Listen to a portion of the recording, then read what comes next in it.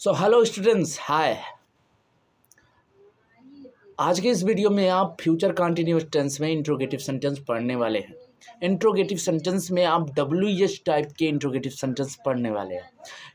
WH type में आप subjective case WH word के साथ पढ़ने वाले हैं। तो सब्जेक्टिव केस WH वर्ड कौन से होते हैं, इनके बारे में आपको बताने की ज़रूरत नहीं है। आप पहले भी मेरी वीडियोस देखे होंगे तो आपको पता होगा। लेकिन फ़िलहाल जो स्टूडेंट्स नए जुड़े हैं हमसे, उनके लिए तो ये ज़रूरी है। तो हम चलिए लिखते हैं सब्जेक्टिव केस WH वर्ड। कौन से word? Subjective case WH word. तो सब्जेक्टिव केस WH वर्ड एक है हु, दूसरा है हु ऑल, और तीसरा है एक which of you, you.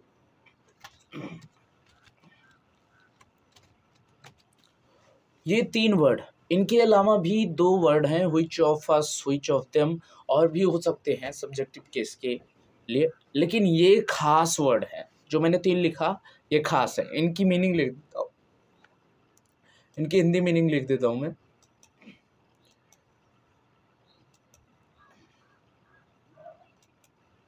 Who means होता है कौन,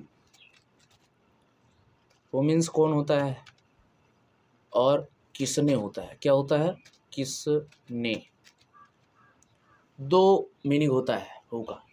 हु ऑल मीन्स होता है कौन कौन, किसने किसने। हु ऑल मीन्स कौन कौन, किसने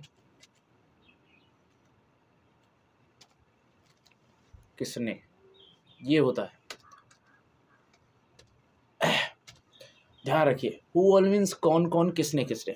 और व्हिच ऑफ यू मीन्स होता है तुम में से कौन कौन, तुम में से कौन कौन। ये दो मीनिंग होती है ना। इसका एक मीनिंग होता है तुम में से कौन कौन, या तुम में से किसने किसने। ठीक है। तो आई होप आप सब्जेक्टिव केस WH वर्ड के बारे में जान गए होंगे। अगर आपने सब्जेक्टिव केस WH वर्ड के बारे में जान लिया है तो आपको अब जानने की ज़रूरत है इसके रूल के बारे में। ठीक है, तो चलिए हम रूल को बताते हैं।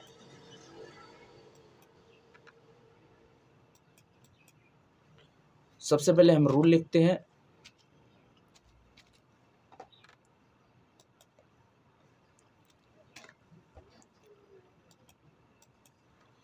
सबसे पहले आपको क्या लिखना है, सब्जेक्ट लिखना है। सॉरी, सबसे पहले सब्जेक्ट लिखना है। लेकिन यही जो हमारे सब्जेक्टिव केस WH वर्ड है, यही हमेशा सब्जेक्ट बनेंगे। इसका ये मतलब है कि सब्जेक्टिव केस WH वर्ड पहले लिखना है।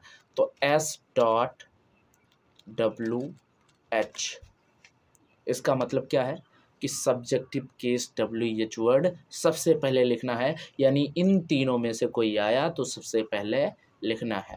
फिर उसके बाद आपको प्लस लगाना है। प्लस के बाद आपको क्या करना है, इसमें यूज होने वाली हेल्पिंग वर्ब, यानी फ्यूचर कंटिन्यूअस में यूज होने वाली हेल्पिंग वर्ब जो है वो विल बी है। क्या है? Will be. और विल बी के बाद आप क्या यूज करेंगे, वर्ब की ING फॉर्म। वर्ब की कौन सी फॉर्म? वर्ब की ING फॉर्म। ठीक है। तो वर्ब की ING फॉर्म के बाद आप क्या यूज करेंगे, ऑब्जेक्ट यूज करेंगे। क्या यूज करेंगे? ऑब्जेक्ट। ऑब्जेक्ट। ऑब्जेक्ट के बाद आप अदर्स यूज करेंगे। अदर्स के बाद आप क्या करेंगे, लास्ट में लगाएंगे क्वेश्चन मार्क। बस आपका काम बनके तैयार। आपका सेंटेंस भी ट्रांसलेट हो जाएगा इसी रूल की मदद से। ठीक है। अब इस रूल को आपको क्या करना है, फॉलो करना है।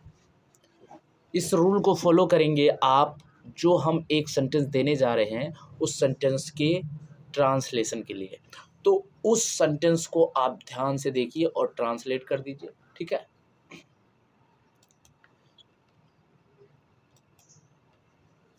सेंटेंस जो है हमारा, देखिए ध्यान से,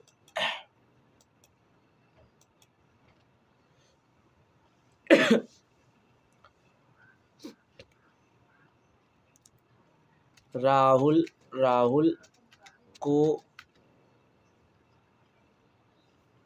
राहुल को इंग्लिश कौन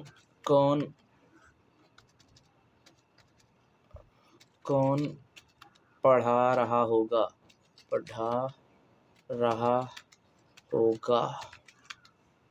लास्ट में क्वेश्चन मार्क। सॉरी, यहाँ पर दिक्कत हो गया है।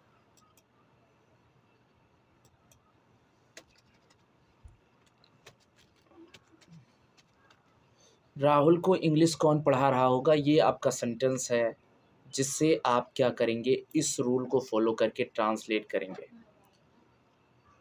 तो कर पाइएगा? चलिए जल्दी से करिए, हमसे पहले करिए और कमेंट कर दीजिए, ठीक है? फिर हम आपको बताते हैं। चलिए अब हम आपको बताते हैं कि इस रूल को फॉलो करके आप इसका ट्रांसलेशन कैसे कर सकते हैं। सबसे पहले आपको देखने को मिल रहा है रूल में कि सब्जेक्टिव केस WH वर्ड, यानी इन तीनों में से कोई आया है तो आप उसे सबसे पहले लिखेंगे। तो आया यहाँ पर कौन है?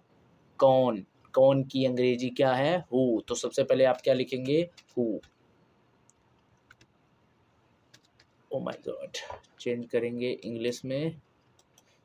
सबसे पहले आपको लिखना है हु के तुरंत बाद आप क्या करेंगे? हु लिखने के तुरंत बाद आपको लिखनी है विल बी। क्या लिखना है? Will be. तो आप क्या लिखेंगे? Will be. विल बी के बाद आपको वर्ब की ING फॉर्म लिखना है। तो पढ़ रहा होगा, तो पढ़ने की अंग्रेजी होती है टीच, सॉरी पढ़ाने की अंग्रेजी होती है टीच। पढ़ा रहा, तो पढ़ाने की अंग्रेजी क्या होगी? टीच। टीच में आपको लगा देना है ING, तो क्या हो जाएगा? पढ़ा रहा। Who will be teaching. और फिर उसके बाद क्या लिखना है? यू। क्या लिखना है? You. Who will be teaching you. Who will be teaching Rahul. क्या लिखना है? Who will be teaching Rahul, full stop. Okay, last में फुल स्टॉप में क्वेश्चन मार्क करना। क्या करना? Question mark. Oh sorry, question mark. और ये सेंटेंस आपके बन के तैयार हो गया है। क्या हो गया है? बन के तैयार हो गया है।